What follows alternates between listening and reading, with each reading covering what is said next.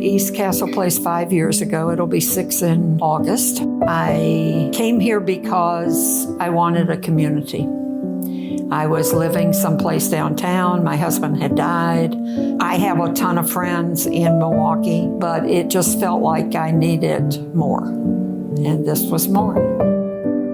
Someone on the staff made it known that in the storage area there were boxes of historical stuff. We went down there with a gentleman by the name of Paul Halbrick, who is a resident here, but he's our resident historian. And we started going through these things, and then we went to the administration and we said, we need a room, we need an office, and they gave us one. And a lot of the documents that we have in there, if you touch them, they fall apart. Little pieces of paper all over the place because it's disintegrating.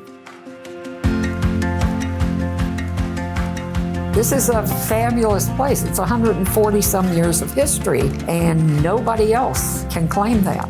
So it's a marketing tool. It's a, you start talking to somebody about coming to East Castle, you say, women have been taking care of the elders and the senior citizens of Milwaukee for 140 some years in this building right here where I'm sitting.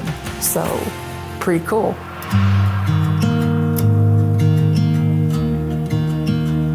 The history is that there were a group of women, influential women. Their husbands certainly were the industrialists of the city. They started because there was a homeless woman that they were concerned about. And that gave them the idea that there needs to be a place for women who are in their older years, they're alone. There needs to be a place for them to be cared for and to live out their lives. So they rented a double house over on another street. You had to turn over to them everything that you owned. If you owned a house, you had to give that to them. It was called the Milwaukee Protestant Home for the Aged. So you had to sign that over. In return, you were going to get care for the rest of your life. That was in 1884, and we've been doing it ever since. The city gave them this piece of land that we're sitting on. They built the first part of the building. The women who started this whole thing and ran this whole thing as a board of directors and raised the money for building the building and did all of that, that was all women. Even though when you look at the records, the fundraising list is Mr. So-and-so and so-and-so and so-and-so. The husbands all got credit for the money, but it was the women who did it, and they did the work.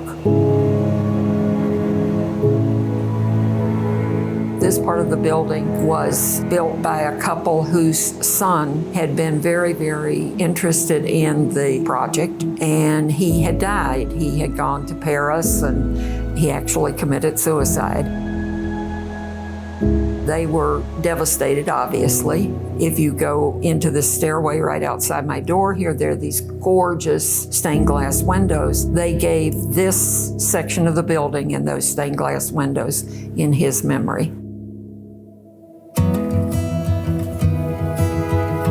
History fascinates me. I want to be sure that it's preserved and that the lessons that it teaches are preserved.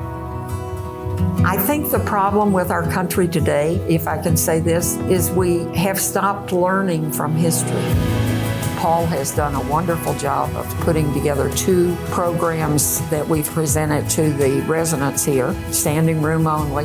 I mean, we're unique, we're special, that's something to celebrate.